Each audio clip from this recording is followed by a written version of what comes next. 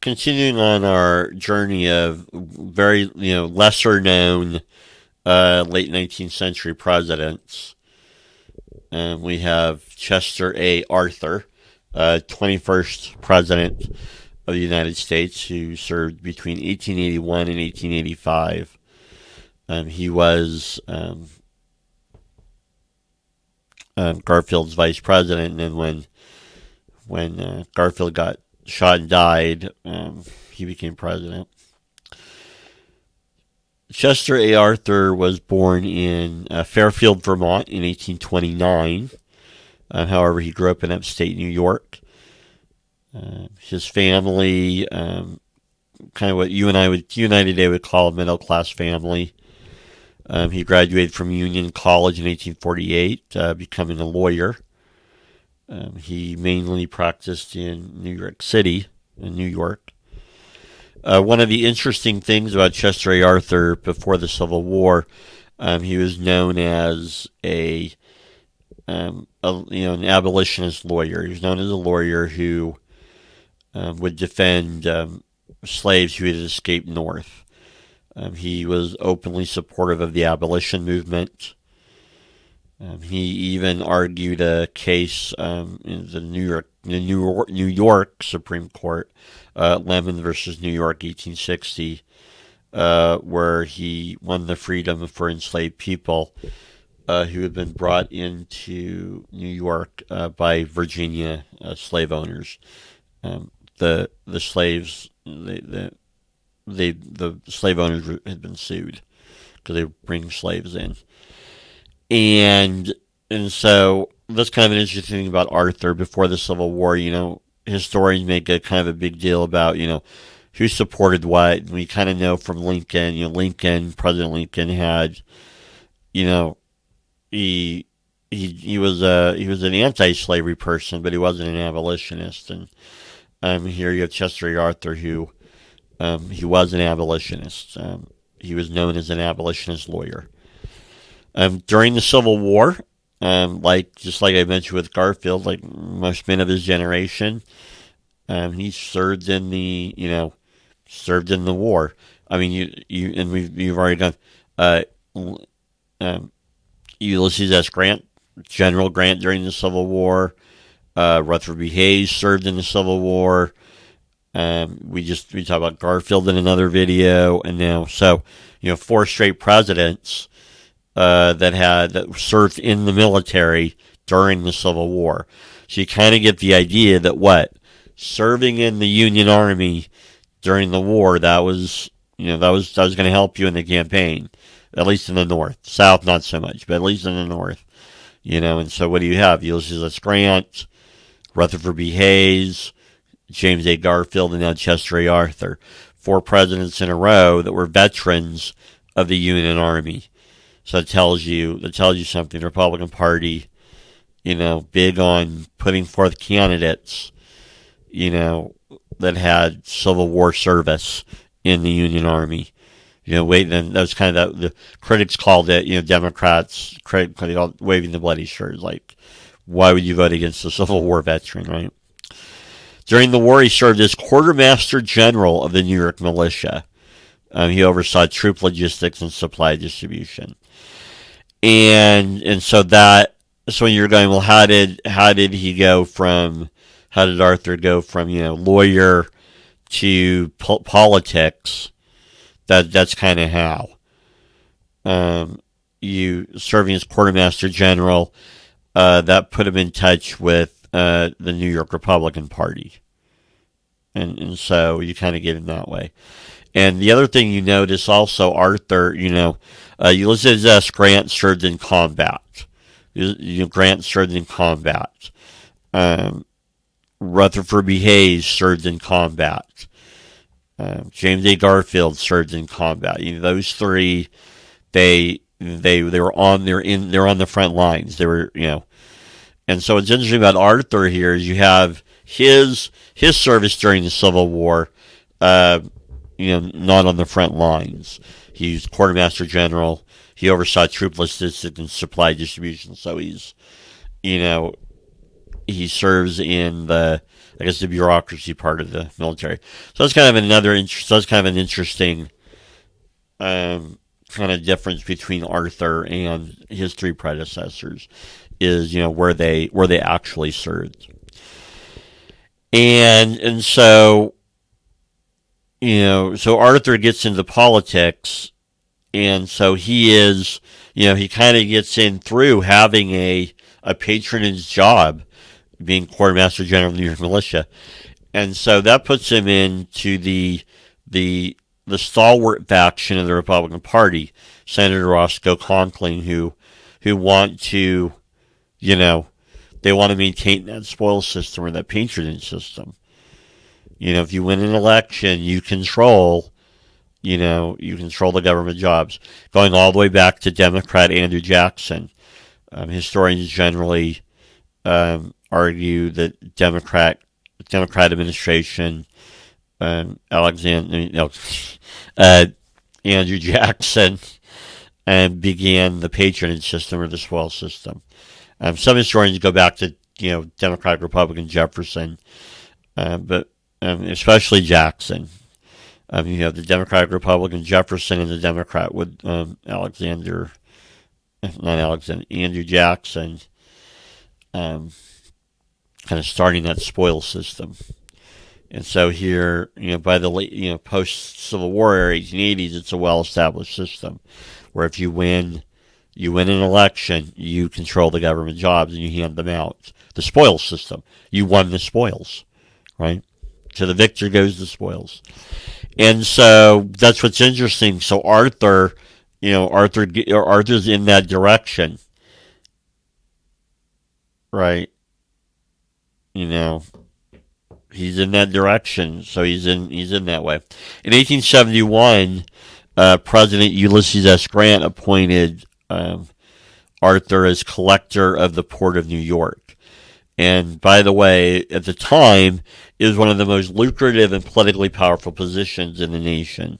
New York is the financial center of the nation, of the Republic, and you are the collector you collect all the tariffs and the ports and fees for the Port of New York. And so it's a good job to have. And what's interesting is, so he holds that job for 7 years.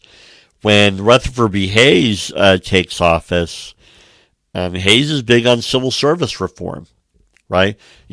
That's Ulysses S. Grant administration causes the American electorate, from a historian's point of view, to really go after reform the government.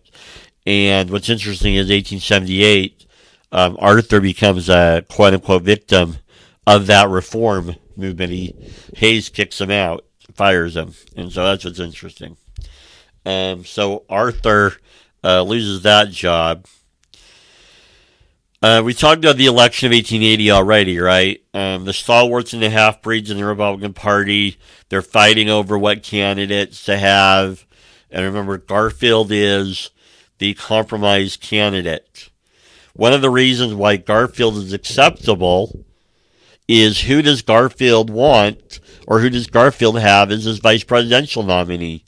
Chester A. Arthur, who is solidly in the stalwart camp, right? And the Roscoe Conkling stalwart camp. And that's one of the reasons Arthur becomes vice president is, Garfield's a compromise candidate. What does Garfield do to help at least one side, the stalwart side, be happy? Fine, I won't nominate Conkling. He's too much into that stalwart camp. I'll nominate Arthur, who is an acceptable ally of the Conklin faction of the Republican Party. And as we mentioned in a previous video, Garfield is assassinated and dies. So here you have Arthur. What's interesting about Arthur is, once again, he's in that stalwart camp of the Republican Party that theoretically is okay with the spoils system. Guess what? As president, Arthur supports civil service reform. The Pendleton, the big piece of legislation that he signs during his administration is the Pendleton Civil Service Reform Act, 1883. And so, you might think that he would have vetoed that, but he continues Garfield's legacy of civil service reform, perhaps realizing politically. Again, I've mentioned this. The American electorate by the 1880s demanded more efficient government, more clean government, less corrupt. And so, bowing to public, I guess, he signs the Pendleton Civil Service Reform Act. What does it do? It established the Civil Service Commission to oversee competitive examinations for federal jobs. No longer the spoils system. Competitive examinations for federal jobs. Made it illegal to fire or demote government officials for political reasons. It marked the end of the spoils system. That was the goal of this Pendleton Civil Service Act. And the spoils system, that was the main aspect of the U.S. government after, well, at least since, somewhat since Jefferson, Democratic Republican Jefferson, but definitely since Democrat President Andrew Jackson. And so that's what's interesting, is kind of his biggest legacy is civil service reform, even though he was part of the Republican Party that wasn't really big on civil service reform. What's interesting about Arthur is the Republican Party during this era big on higher tariffs, like tariffs need to be high to protect industry. What's interesting is Arthur, as president, supported moderate reductions in tariffs. In 1882, he appointed a tariff commission, which ultimately recommended reductions to the tariff rates. The tariff rate that came out of that was the Tariff Act of 1883. Critics called it the mongrel tariff because it did moderately lower tariffs. But what's interesting is there were so many compromises and pork barrel spending on it that it was called the mongrel tariff. Critics were like, it's ridiculous. But anyway, so that's an example. Like Garfield and the Republican Party orthodoxy of the day, sound money policy, limited government interference in the economy, gold standard, no paper money. Another interesting thing about Arthur, he vetoed several what you and I today would call pork barrel spending. What's pork barrel spending? Well, it's one of the reasons why we overspend today. We have, a $3 trillion budget. Because what happens is you'll have a bill, okay, and what congressmen and senators will do is they will attach to the bill spending that has nothing to do with the bill itself. It's just spending money for your constituents back home. It's called pork barrel spending. Getting the pork. Bringing home the bacon. And so it's one of the reasons why our U.S., today it's a bad problem. It's been a bad problem since this, all period, but that's one of the reasons why it's a bad problem today is, it's a bipartisan thing today.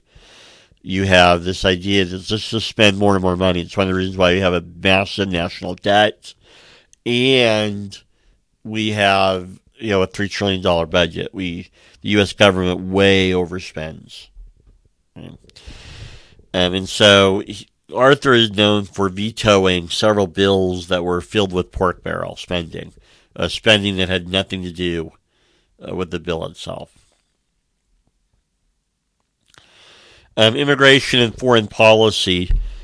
The famous immigration policy that historians like to bring up during this era was the Chinese Exclusion Act, 1882. There was an early version of the act that proposed a 20-year ban on Chinese immigration into the U.S.